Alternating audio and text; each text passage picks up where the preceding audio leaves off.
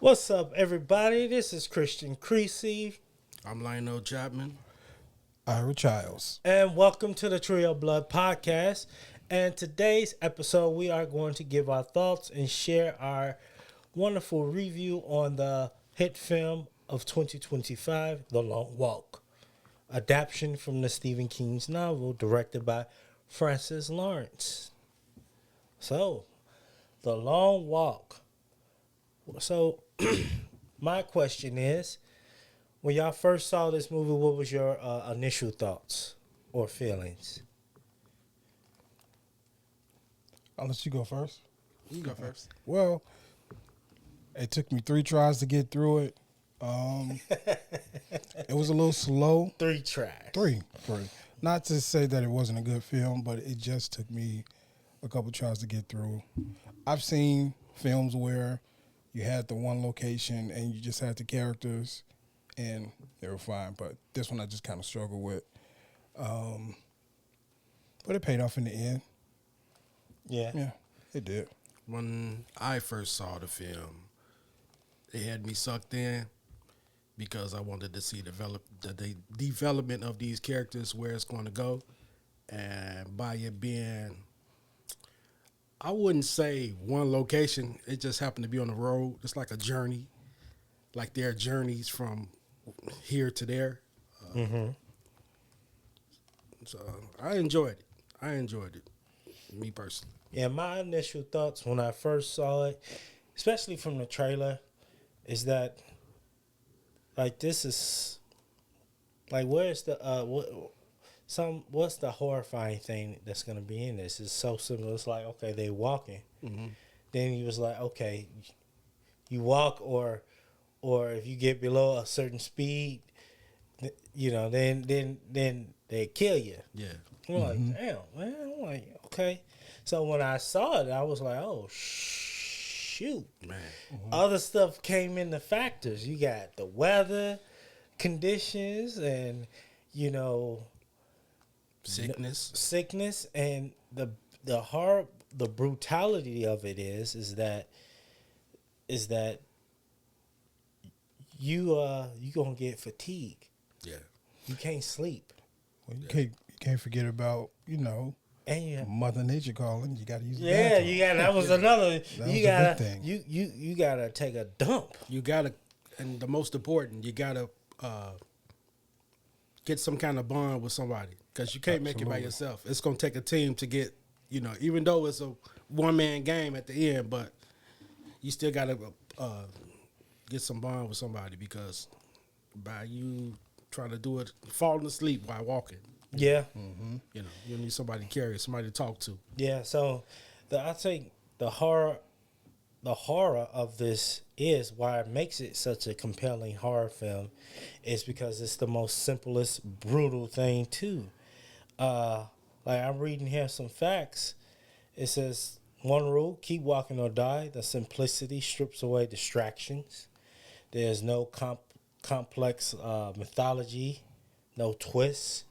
It's just a simple task to do.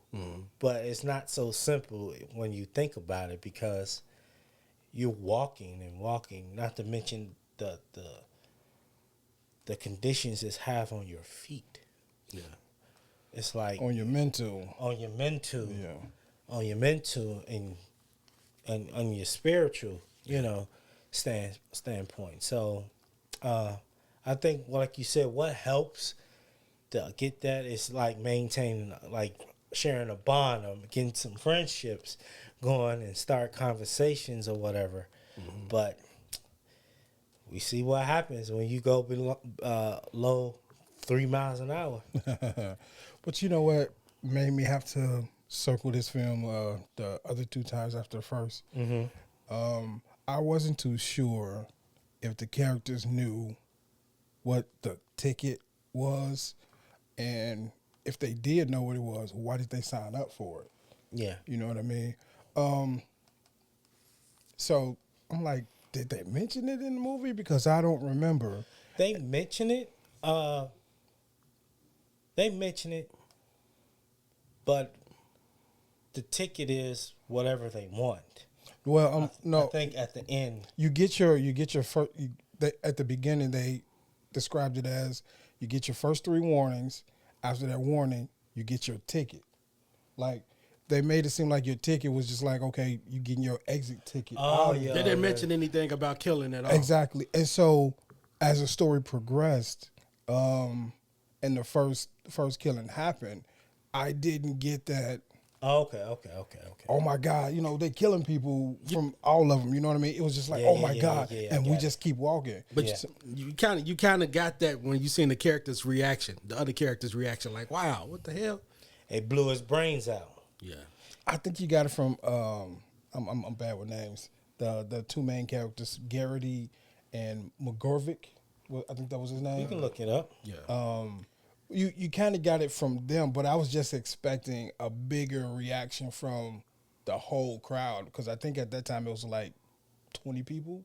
My numbers might be off, so I was expecting just a bigger reaction from everybody. Yeah, From you got it Everybody from- in the theater, right? Well, no, everybody that's That was walking, out there? that's walking, right? Yeah, all the right, characters. right? So Gary is the one who reacted. All of them, pretty much. And I think I knew something was up because Jeannie, the mom, played by Judy Okay, Gear. I think so. Yeah, But you got to think about the Yeah. father. The father already knew. The father What knew. was going the on. mom knew. Everybody else knew. Yeah. And I think some of the characters knew, but they did it anyway. You know, because they said every year everybody signs up for this, but not because they want to. I mean, not because they have to. They want to. Going into the thing of we trying to improve our situations. Yeah. You know what I mean? As far as getting money, Yeah. and Right. things like that. So everybody signs up for it for that very reason. I believe in today's society, people will sign up to better their situation. of Well, course. you see that already on TV with shows like Fear Factor and all this other crazy stuff that people put themselves through to try to win $250,000, $1 million, and things like that. So, yeah, you're right. Yeah. You're right. And what I love about this movie, one of the things I love about this movie is weaponizes hope Okay. to give to all these characters. It's using hope as a weapon Right. because it's not that simple and it's not easy. And you think about the conditions of the country now, pretty much democracy has fallen and it's pretty much a dictatorship. Okay. And what story reminds you of that kind of society? Come together. If you win, your life will be better. You know what kind of runs similar to that? What? The Hunger Games. Yeah. Okay. Yeah. Every district in that. the 100 games, all 13, 2 from each district, go every year to compete to kill each other. And they are promised whoever the surviving district or person from that district, they live a life full of luxury, food, wealth, medical care, the best that you can. Same with the long walk. Once you win, you can get to make a wish of what you want. You know what kind of horror film this is? I would consider this is. I consider it psychological, realistic. Yeah. Reality. Psychological horror survival film. Yeah. Because it's real too, because these things do play in real life. When you put in dire situations, you're going to have to make a choice. Yeah.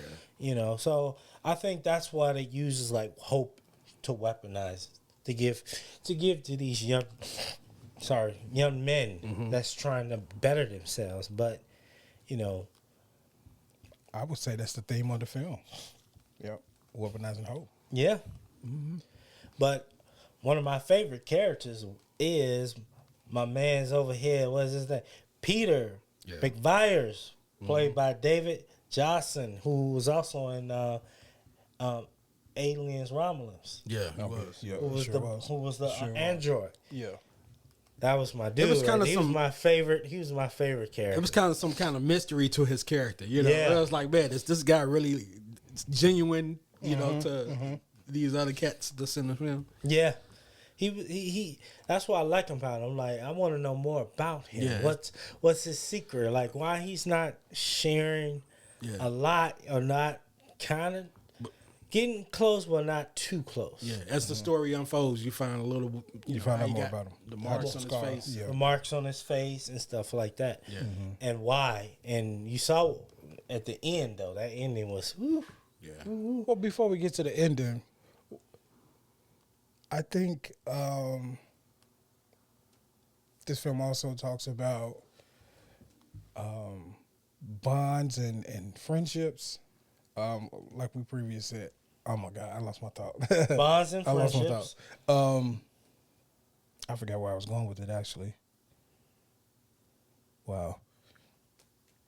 But bonds and friendships really played a role in this. And from the start, what was his name? Barkovich, Yeah. Malkovich. He kind of got off on the wrong foot by saying the word Meemaw. He was, I think he was referring to his grandma or his mom. And from that point forward, he kind of established himself as the antagonist of the film. Yeah. But in the end, he came full circle and apologized, but he also sacrificed himself because I guess something more was going on with his character. You can see how he was so bad to himself, hitting himself in the head and screaming, and Yeah. So I think I he forget where I was also going. probably have something mentally going on with him too. True. Probably because the way this world is pushed in it, as you can see, flashback of one of our tragic characters, because he was on there just for revenge. That's why he went on. Because as you see that Garrity, right? Yeah. Yeah. Okay. for revenge, because the freedom of speech, their First Amendment Yeah, rights was right. pretty much taken away. Because what he was looking at, films, he was looking at other cultural stuff that Like we music. like music and stuff like that. And what happened? His father got killed for it, because that has an influence. Like the stuff that we all create, because we are artists, filmmakers, actors, writers. To say art doesn't influence people is a lie. Yeah.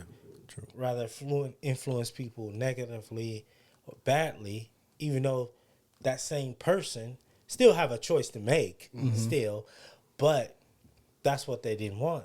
Yeah. And that's why I also like about this film, it's like this whole society of the United States has crumbled under like a pretty much a dictatorship, because you ain't allowed to listen to certain kind of music.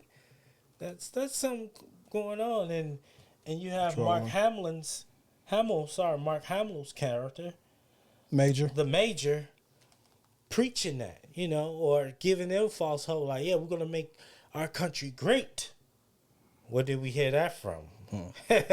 From our current leaders, we're gonna make our country great. We're gonna make you great. We're gonna make you men. We're gonna inspire. Like, you motherfuckers are evil. Then you towards not to give too much away about the ending already, but you see more about his character, his son, as everything. Yeah. Yep. You like, damn, this is an evil one. Well, let's just say where he laid his hat was his home. Yeah. He was a Rolling Stone. Yeah. Okay, I got a question, guys. Yes, he was. Is surviving always winning? That's a good question. What? Go ahead. I would say not all the time, because you haven't, your whole body, your mind, and even your spirits have this obsessive overload of needing to survive all the time. So your whole self as a person, as a human being, can't take a break. You can't stop and smell the flowers, or you can't ease your mind off of things, or you can't do the simplest things. It's just like chill out, because you always in constant survival mode. Yeah. So I can just imagine if you were to take the blood pressure of like these boys, or you go into the Walking Dead series and take the blood pressure of Rick Grimes and his crew. They blood pressure probably be what, 250 over what, 100 and 180, Yeah. because it's so sky high, and it's you always gotta watch your back. I look at it. You want to say something? Go ahead. I look at it from a realistic point of view as well. Just imagine being a soldier, winning a war. Yeah, Psychologically, you're going to be Exactly. Yeah. Exactly. You know, because you You're got gonna be messed up afterwards. yeah, because you in war, even soldiers now they train to always stay sharp, situational awareness, which does help. But you know, if you in a hot zone, you walking down the street or you looking at empty buildings. You constantly because you can't. The slightest relaxation can mean life or death for you or your platoon. Yeah. You know, so that's why I said survival ain't always winning yeah. because, like I said, your brain cannot shut off because you cannot shut off because you always on. Even when you sleep, the slightest pop of a twig, you up, Yeah. and that just could be what just a deer. That's it. Or So you have to go through so much to say, hey, I survived, but the aftermath of that survival is you lose. you don't get lose. that. You don't get that peace of mind. Yeah. Yeah. Even just by the littlest things, like Christian said. Could you make this? Can you make this story more scarier, or it's fine the way it is? I think it's fine the way it is. Yeah. Same. There's nothing more horrifying than reality. There you go. Yeah. There's nothing more. I think you can't, and I think Stephen King, when he wrote this, he knew what he was doing. Yeah. And I don't know for sure, but he wrote it. I heard he wrote it during his time in college. Like this was his exactly first book he wrote. Yeah. And I think he wrote it during a time when our country was in turmoil Okay. too. So you always got to look at it as well, why certain things was written, why certain films was written, and why the author or the screenwriter wrote this film, what was going on in their modern time. That's what my acting teacher, the late Sidney Daniels too, when we used to read plays and stuff like that, he said, do your research and find out what was going on.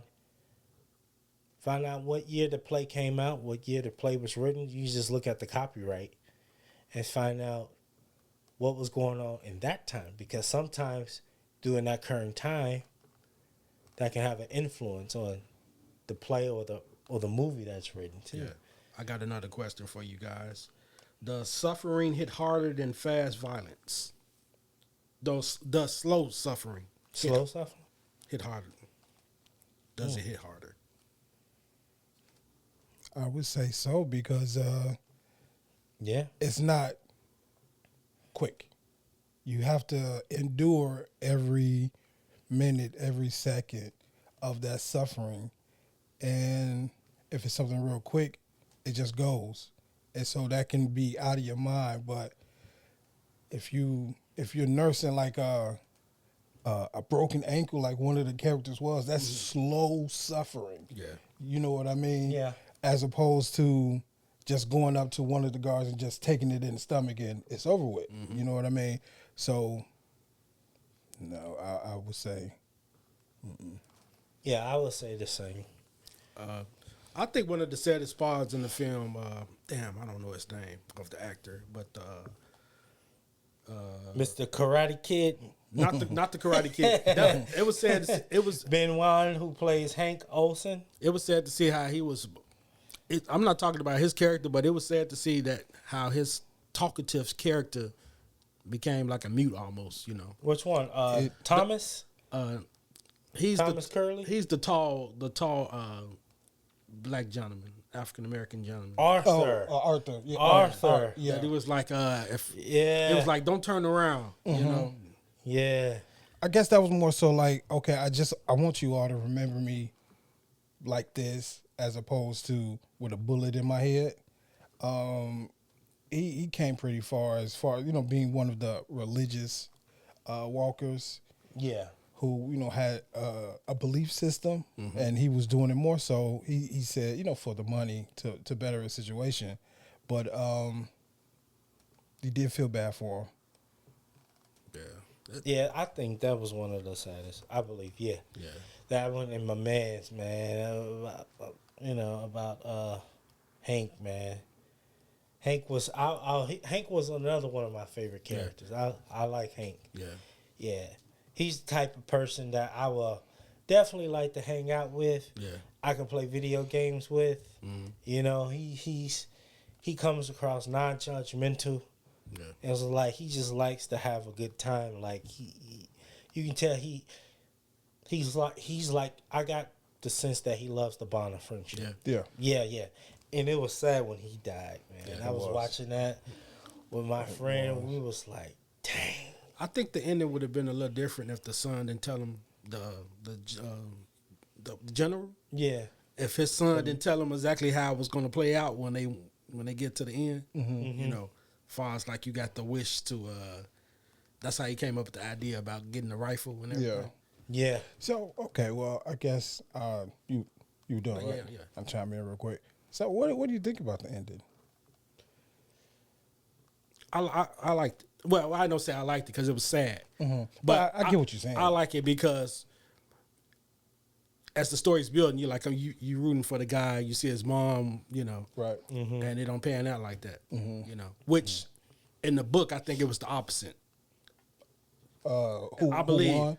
I believe the guy that you rooting for in the film, he So- survived. Oh, Garrity. Okay, gotcha. All right. I believe, you know, I could be wrong, but I think they switched. They switched it. I think so. Hold on. But yeah, Why do you think they? Well, I was looking at the numbers, and they gave McVars 23. They gave Art, I think, 6, and Garrity had 47. It's kind of put me in the mindset of a sports team. Maybe I'm reaching. Michael Jordan, LeBron James, and I don't know who was 47, but as I was watching it, I said 23. I said, okay, I'll bank on that only because of that. I know it wasn't done on purpose, but just something I was thinking about, a little extra. Like I said, reaching. yeah, and I think he gave up because he knew that our other character would do more good with the winnings of, you know. Yeah. His heart was more, you know, It genuine. was more and- genuine. But And- And he did say all he wanted was revenge. He wasn't there for the money. yeah, he wanted to get back. He wanted to get, revenge for his father. Do you think he kept walking? In the book, didn't he keep walking in the book? In the book, just like the movie, he kept walking. Yeah. Yeah, he kept walking. Because if you look at it, it's like some kind of shadow. It's Only difference On the is sides, yeah. in the book, the shadow that he was looking at was signifies. Most fans think it's the Dark Man from the other books. So from Stephen King's universe, that the Okay. Dark Man. Also, now we're going into the book that the Dark Man also caused that problem too, just like he did in the Stand, in the book of the Stand, a collapse in society, and he issued or influenced the Long Walk. do you think he received money even though I he was killed him? thinking- Because he get one wish and he get the money, right? Probably, yeah. Even though, yeah. But he was like, I want that rifle. Man, that's just Say, give me that rifle. just Bam. just imagine being in that situation where you built all these relationships with these different people. They'll forever be in your life, a memory. You know, Yeah. it's crazy, man. But I want to, just like with everything we also discussed in previous films, you have to also look at the psychological trauma and pain that leaves you at the end too, because now you went through horrible weather conditions, mental conditions, emotional conditions, and your physical conditions. Either you were sick or your body gave out. You didn't. The last time you slept was the day, was the night before, and now you seeing people die in front of you, and it's like, well, shoot, half majority are, if it is money like millions of dollars, like shoot, majority of that is gonna probably go on therapists. Yeah. Yeah. It's like shit. As we speaking, I just thought about this right now, right? So, look at all the celebrities that we have, right? That's here and that passed, right? They went through trauma and pain to receive this wealth, right? Mm-hmm. So, our character that survived at the end, it's like he was already prepared because his background, he went through the trauma and everything, the marks, the wounds, and to become the person that he was. Yeah. End up winning. Yeah, I think he was the most toughest of it all because, like you said, he saw all that, and he's seeing it again. But it doesn't, like in the film now. We talking about the film for the audience. We talking about the film now. We back in the film. It's like you said, like he been through all that. He saw that, and most likely, from what I saw in the beginning of the film, he seemed like he healed from that too. Yeah. So when he saw it again, it's not on a scale of 1 to 10. It's not a shocker. Yeah. As in a 10, it's probably about a 7 still, but it's like I'ma still sleep easy at night. More experience. But he probably won't forget the bond that he shared in the people, so he can tell his story and tell what happened and how he blew that fucking major to Swimmerline, son of a. Well, we gotta give the major his props. Yeah. Luke Skywalker, you played that role really well. He did play that role really well. But yeah, man. Mark, man, you did your thing. Shout out to Mark. You man. lazy ass. I think he was going to sleep at night. His son said he was going to sleep. Yeah. Going to sleep, taking showers and shit. Eating and stuff in front of them, preaching to them like, you guys are warriors and beasts. But, he did a great job because he was believable. Yeah, you didn't even look at him as Luke Skywalker. Not at all. Nah. Just looked at him as this evil motherfucker. Yeah. So man, go check out The Long Walk. Currently playing on Stars. On Stars, and also is out on Blu-ray and 4K Blu-ray. So check it out. HDR. Yeah, and I have the book, so I'm gonna start reading the book. If you read it, let us know what you thought of it. If you've seen the movie, give us your thoughts. And also follow us on social media. We on TikTok, Instagram, Facebook. We on, what else we on? We on Amazon Music, iHeartRadio, YouTube. Subscribe and share our YouTube channel and check us out with more latest of the Trio Blood podcast. But until then, Christian, Ira, and this fucking guy right here. Yes. This fucking guy. Yes. Lionel fucking Chapman will bring you more of the Trio Blood podcast. Stay scary, my friends.